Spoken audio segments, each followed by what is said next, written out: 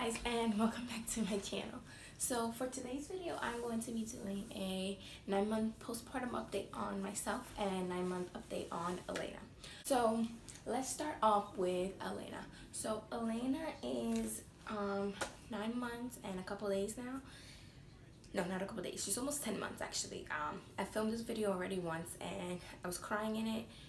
And I just had too many personal stuff that I didn't really want to put out there, so I had to delete it.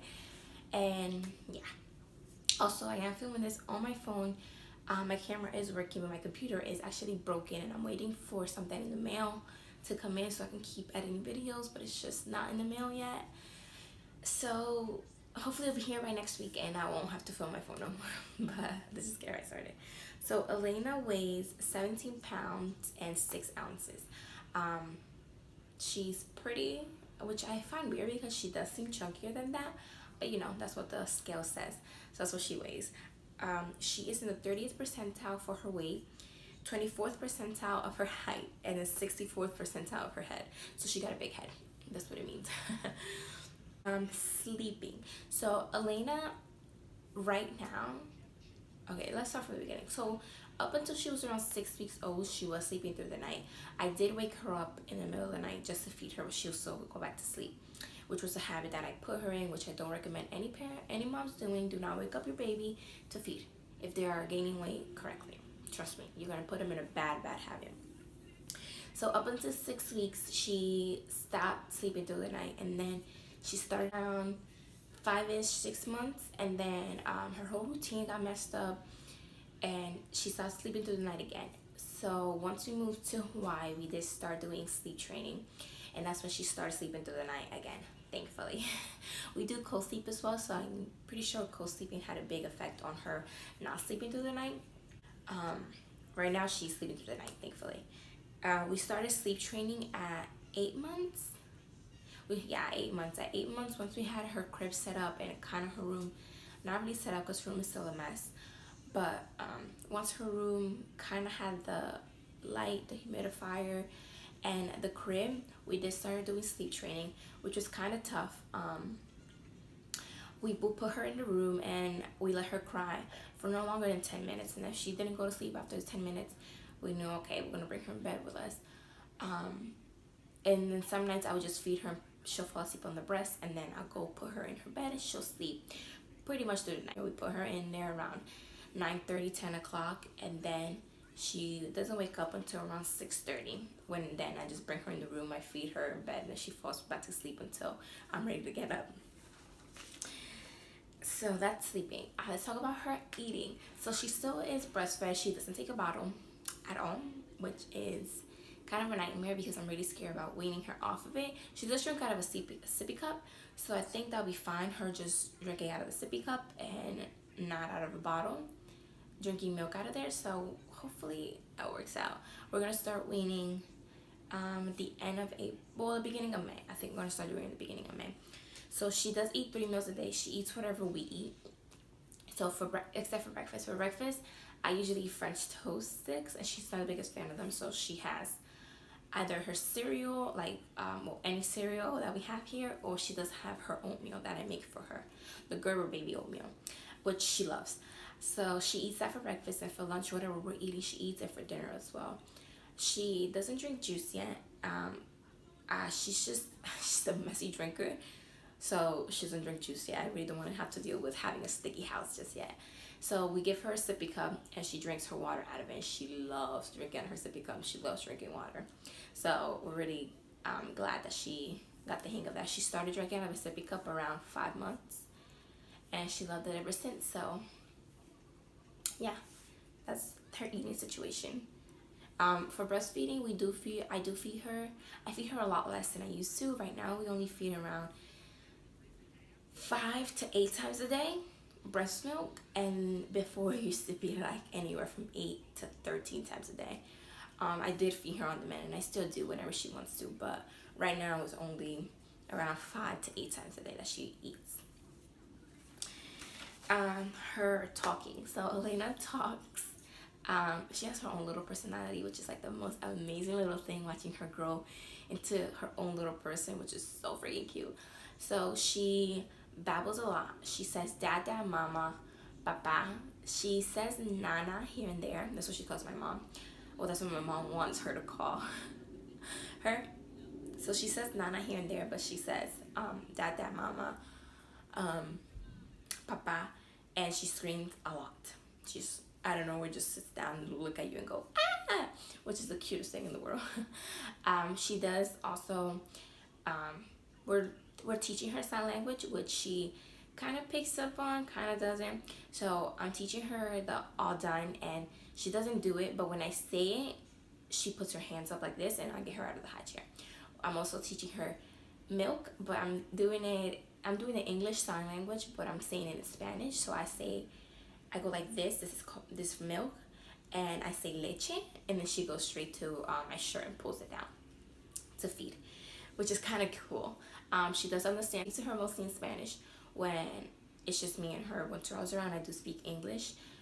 She does. I mean, he does understand English, and of course, he understands English. Ugh. He does understand Spanish, but I just, I like to be respectful, so I speak English around him. And I do want her to like know English as well.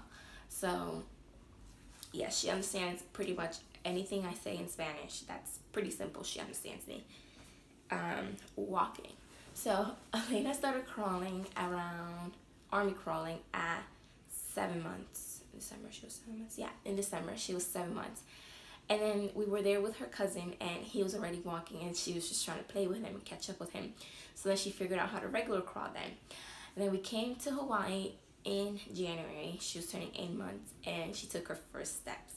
So she is pretty much officially walking. Like, she'll just get up and just walk wherever she wants, and then she'll get back down and just crawl to the rest of it. So we kind of officially have a walker, which is kind of scary to say, because everything has to get put away. We just have to be more careful now, even though she got into everything when she was crawling anyways. But I'm like, oh my gosh, a walker. I can't believe she has a walk. She's a walker. I can't believe she's walking. I can't believe she's almost 1. She's turning 1 in May 26th, and I can't even believe it. Now let's just get right to me. So myself. Let's talk about myself and postpartum. So my weight right now, I am 108 pounds. When I went into labor, I was 127 pounds. After labor at my 6 weeks appointment, I lost all that weight plus some. I was 95 pounds at my 6 weeks of postpartum appointment, and my doctor told me that I couldn't lose any more weight because I was on the verge of being underweight, and I was gonna have to stop breastfeeding Elena, and I really didn't want that. Like, I would have supplemented if I needed to, but I wanted to keep breastfeeding until I just didn't have supply anymore, until I knew I had a problem with it. So I was eating a lot, and the problem with me is I have a fast metabolism, so my body doesn't retain weight the way other people's does. Like, I eat like a grown man. Like, ask anybody, I eat a lot, and it's just my body just does not retain weight, which kind of sucks sometimes. And I know people are gonna say, oh my god, that's amazing, but sometimes it's not. I really, and that is my body, so I'm allowed to say that I don't like being so skinny. I don't like being under 100 pounds, which I've been working very hard to not go under and to stay around the weight that I am right now. So yeah, that's what's going on with my weight loss. All right, I'll show you guys my body after I'm done with the video. Let's talk about my body now. So my body didn't change much. My boobs are ginormous, but that's so normal because I am breastfeeding. So they're ginormous half part of the day. When they're empty, they're like little peas. But they are ginormous. Let me just make sure we're still recording. Yeah, okay. So they are huge. Nothing else pretty much changes about my body besides I do have like a little pouch, but I always had that beforehand also because I eat a lot of carbs and I'm not giving up carbs. I'm not, which I heard that it's normal also for any woman to have that. It's like a protection, some type of protection, so I'm fine with that. And let me see what else changed on my body. Nothing else pretty much changed about it. I mean, I've been losing hair like crazy. Like, I literally sneeze and my hair just falls out. Even though it got really long, after I gave birth to Elena almost a year ago, I cut off my hair up to here, and it kind of grew like almost an inch in the past year, which is kind of nice. But I do lose hair like it's nothing, which I think is almost stopping because I haven't lost as much lately, but it's horrible. Um, let's talk about breastfeeding. So breastfeeding has been a journey for me. When I started breastfeeding at the hospital, my colostrum, the milk before your breast milk comes in, um, I had a very small amount. So Elena wasn't peeing at the hospital, so they kept on being worried, and they're like, well, we're gonna need you to pump, and you're gonna have to supplement, and this and that. And I'm like, not happening. I'm gonna breastfeed until she pees. If I had to breastfeed her every minute, I was gonna do it. She then ended up peeing, and we were all good there. Then when I got home, breastfeeding has never came easy to me. It's very at first it was very painful. Elena never had a correct latch. Okay, so if this is my nipple, she will latch like this, which is just like the tip of it, when she needed to latch like this, like she needed to grab the whole thing, which was very, very uncomfortable and so painful. Like, you guys don't understand how painful, well, moms, you do understand how painful it is when the baby has a bad latch and your nipples are all cracked and just hurting and bleeding. So that absolutely sucked, but we got through it. And then her latch has been wonderful ever since, and it's not as painful anymore. Recently, I had been feeling very lightheaded and very nauseous when I breastfeed her. But my doctor told me that's because I'm not having enough water intake. I feel good when I'm feeding my baby. It's also, water is good for you, for your production of milk. I do pump here and there, but she doesn't take a bottle, so my milk literally goes to waste every single time. Well, recently, every single time. So yeah, there's something else about breastfeeding I wanted to say. Oh, when I first started breastfeeding around 3 weeks, I did get a mastitis on my right breast, I believe it was. My right breast. Yeah, I believe it was my right breast. And I don't wish that on anybody. It was so painful. I had chills, I had the fever. I literally could not put my arm up more than this, and that's even pushing it, to be honest. Anything I did was just uncomfortable. I could not lay it down. I was just massaging it every single day and putting a hot compressed towel on it. I was drinking multi pain, but I was like, no, this is not it. This is not it, and that almost made me give up breastfeeding. But I had a goal to stick to 6 months. That was my first goal. It was 6 months of breastfeeding, and I'm like, I have to do it. But it was so painful that I almost gave up, which sucks. But I didn't give up. I'm almost to a year, and I want to give up now. But we're so close that I'm ready to make it to a year. And it's not that I want to give up just to, like, just give up and not feed her anymore. I just want to feel like myself again. I want to have my body back again. And breastfeeding doesn't really help with that. So, yeah. I'm very fortunate that we made it this far breastfeeding, because I know a lot of people that can't, or just don't want to, and it's completely understandable because breastfeeding is so freaking hard. So I give props to any moms that go over a year. I give props to any mom that goes a week breastfeeding. That's amazing. Or any day breastfeeding is freaking amazing.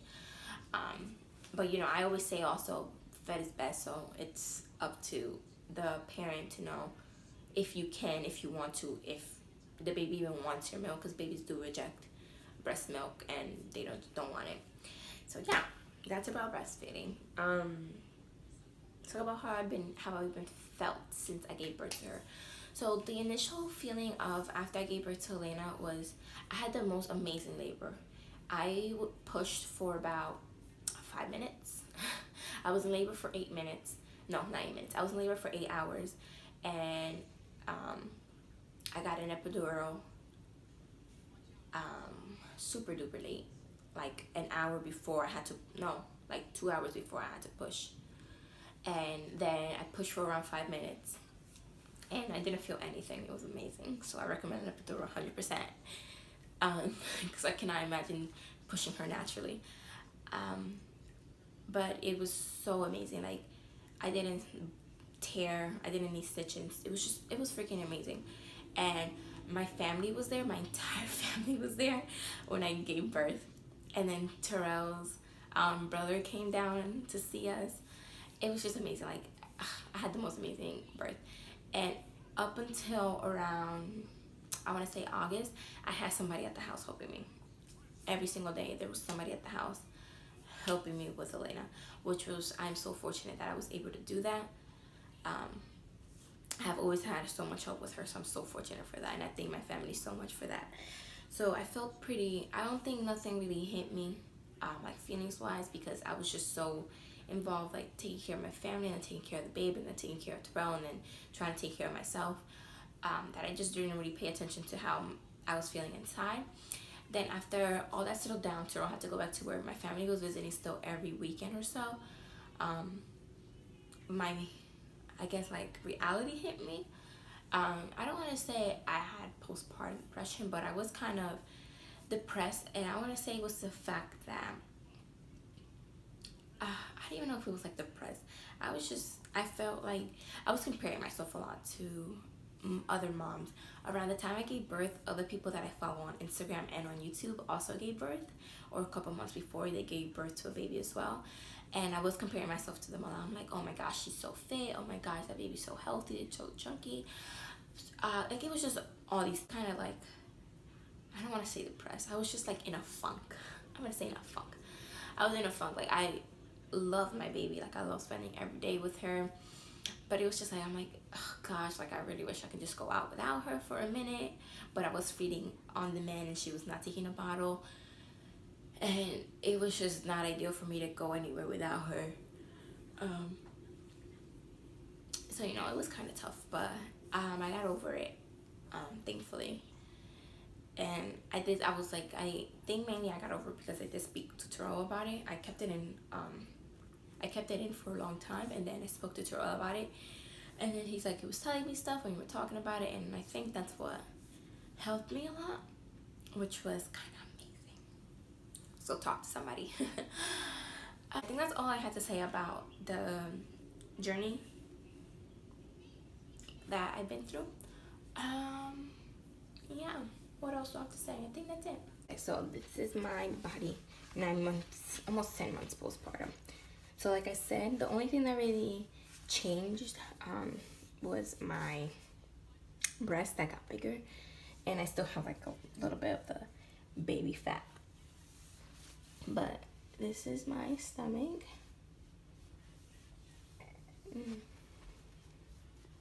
I don't really mind it. So yeah, this is it. Alright guys, so I didn't show her, but here's my Lele. Can you say hi? Oh, she loves waving. Can you say hi? Wave. You're not gonna do it now, huh? Say hi. Here's my beautiful chunky girl. The chunky. I love you. Yo te amo. I know. She started sucking her thumb too. Ay, Dios mío, ay, Dios mío, ay, Dios mío. Yeah, I really hope you guys enjoyed this video. If you guys want to hear a story about my labor and delivery, please give this video a thumbs up and comment down below, or message me on Instagram, and I can do that for you guys. Oh yeah, I think that's pretty much it. Thank you guys so much for watching. Please like, subscribe, put your bell notification on, and just keep supporting me. I appreciate it a lot.